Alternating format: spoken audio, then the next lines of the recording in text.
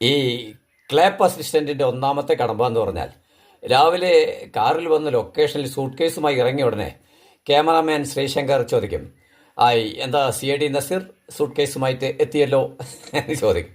ഉടനെ അതിൽ നിന്ന് രക്ഷപ്പെടാൻ വേണ്ടി ഞാൻ തിരിച്ചു പറയും, ഷൂട്ടിംഗ് തുടങ്ങിയല്ലേ, കാര്യങ്ങളൊക്കെ ഭംഗിയായി മുന്നോട്ട് പോകുന്നില്ലേ മിസ്റ്റർ ശ്രീശങ്കർ എന്ന് ചോദിക്കും. എല്ലാവരും ചിരിക്കും.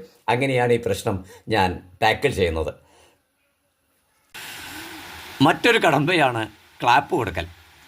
ക്യാമറ സ്റ്റാർട്ട് ചെയ്ത ഉടനെ വിത്തിൻ സെക്കൻഡ്സ് ഈ ക്ലാപ്പ് ബോർഡ് കൊണ്ടുപോയി നമ്പർ വിളിച്ച് പറയണം. അല്പം വൈകിയാൽ ഫിലിം ഇങ്ങനെ ഓടിക്കൊണ്ടിരിക്കുന്നുണ്ടാവും. ഇത് പ്രൊഡ്യൂസർക്ക് വലിയ നഷ്ടം വരുത്തും.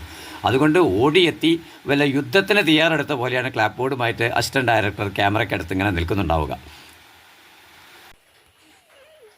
ഇങ്ങനെയൊരു ക്ലാപ്പ് കൊടുക്കലിൻ്റെ കഥ പറയാം. കായൽ ചങ്ങാടത്തിൽ മനോഹരമായ ഫ്രെയിമിൽ അർദ്ധനഗ്നാംഗിയായ ഒരു വനിതയുടെ പാട്ടു സീനാണ്. കായൽ കഥയുടെ പശ്ചാത്തലത്തിലായതുകൊണ്ട് ആ പാട്ടിന് പ്രത്യേക തോണിക്കാരിയുടെ ഒരു മനോഹാരിതയുണ്ട്. അപ്പോൾ ക്യാമറ സ്റ്റാർട്ട് പറഞ്ഞു. ഉടനെ ഈ ക്ലാപ്പ് കൊടുക്കാൻ വേണ്ടി ഞാൻ ചാടി മുന്നിൽ നിന്നു. ഇത് ലൈറ്റ് പോകാൻ നിൽക്കുന്നൊരു സമയമായതുകൊണ്ട് ക്യാമറാമാന് ചെറുതായിട്ടും ദേഷ്യം വന്നു. അതുകൊണ്ട് മാറി നിൽക്കുന്നു. അപ്പം ഞാൻ പറഞ്ഞു, നമ്പർ നിൻ്റെ നമ്പറൊക്കെ മനസ്സിലായി, ഈ സീൻ കാണാൻ വേണ്ടിയുള്ള നിൻ്റെ അടവല്ലേ നീ കാണിച്ചത് എന്നൊരു തിരിച്ചൊരു ചോദ്യം. എല്ലാവരും കൂട്ടച്ചിരി. ഇത്തരം അപമാന ശരങ്ങളുടെ ഒരു മേഖലയാണ് ക്ലാപ്പ് കൊടുക്കുന്ന അസിസ്റ്റൻറ്റ് ഡയറക്ടർ എന്ന് ഞാനിപ്പോൾ പറയുകയാണ്. ഇത്തരം മാനസിക സംഘർഷങ്ങളിൽ നിന്ന് ഞാൻ ഒരു തമാശ ഭാഷയിൽ പറഞ്ഞാൽ മുട്ടിപ്പായി പ്രാർത്ഥിച്ചു, ദൈവമേ ഈ ക്ലാപ്പ് ജോലിയിൽ നിന്ന് എന്നെ ഒന്ന് രക്ഷപ്പെടുത്തണമേ എന്ന്. ദൈവം എൻ്റെ പ്രാർത്ഥന കേട്ടതുപോലെയാണ് പിന്നെ നടന്നത്. അന്ന് രാത്രി അസോസിയേറ്റ് ഡയറക്ടർ സനൽ സാർ എല്ലാ അസിസ്റ്റൻസിനെയും തൻ്റെ റൂമിലേക്ക് വിളിപ്പിച്ചു. എല്ലാവരുടെ കയ്യിലും ഓരോ സ്ക്രിപ്റ്റിൻ്റെ പകർപ്പെടുത്ത് കൊടുത്തിട്ട് പറഞ്ഞു, ഇത് മനോഹരമായി മറ്റൊരു പേപ്പറിലേക്ക് പകർത്തി എഴുതി ഇന്ന് രാത്രി തന്നെ എന്നെ കൊണ്ടുവന്ന് കാണിക്കണം.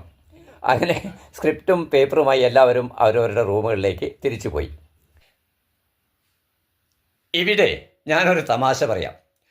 പൊതുപ്രവർത്തനത്തിനിടയിൽ ധാരാളം നിവേദനങ്ങളും അപേക്ഷകളും എഴുതിക്കൊടുത്ത പരിചയം വെച്ച് എൻ്റെ കയ്യക്ഷരം വളരെ നന്നായത്, ഒരു അനുഗ്രഹമായത് ഈ സന്ദർഭത്തിലാണ്.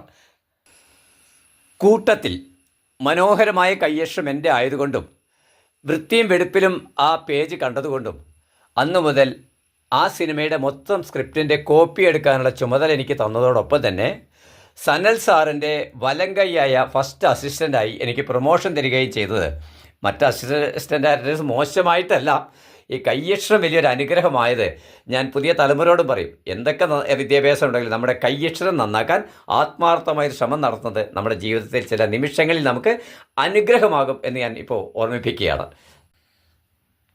അങ്ങനെയാണ് ആറ്റുവേലയിലെ അവസാനത്തെ അസിസ്റ്റൻറ്റ് ഡയറക്ടറായി ക്ലാപ്പ് ബോർഡും കയ്യിൽ പിടിച്ച് നടന്ന് CID നസീർ എന്ന് പേര് വാങ്ങിയ ഞാൻ ഇപ്പോൾ ആ ക്ലാപ്പ് ബോർഡ് കയ്യിൽ പിടിച്ചിരിക്കുന്ന ചുവപ്പ് ഷർട്ടിട്ട ഷാജിക്ക് കൈമാറി റീനയ്ക്ക് അടുത്തായി ഇടുപ്പിന് കയ്യും കൊടുത്ത് ഗമയിൽ നിൽക്കുന്ന അസിസ്റ്റൻറ്റ് ഡയറക്ടറാക്കി മാറാൻ എനിക്ക് അവസരം തന്നത് സർവേശ്വരനോട് ഏറെ നന്ദി പറയേണ്ട ഒന്ന് തന്നെയാണ്.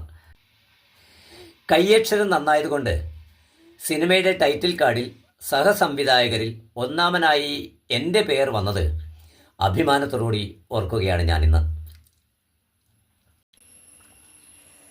ഇങ്ങനെ പ്രൊമോഷൻ കിട്ടി സ്ക്രിപ്റ്റ് കോപ്പിയെടുക്കലുമായി ബന്ധപ്പെട്ട് ചില തമാശകളും പിന്നീട് ഈ ചിത്രത്തിൻ്റെ സ്റ്റുഡിയോ വർക്കുമായി ബന്ധപ്പെട്ട അനുഭവങ്ങൾ കൂടി നിങ്ങളോട് പങ്കുവയ്ക്കാൻ ഒരു എപ്പിസോഡ് കൂടി ആവശ്യമുള്ളതുകൊണ്ട് തൽക്കാലം നിങ്ങളുടെ അനുവാദത്തോടുകൂടി ഈ എപ്പിസോഡിനോടും ഞാൻ ഇവിടെ പറയുന്നു. നന്ദി.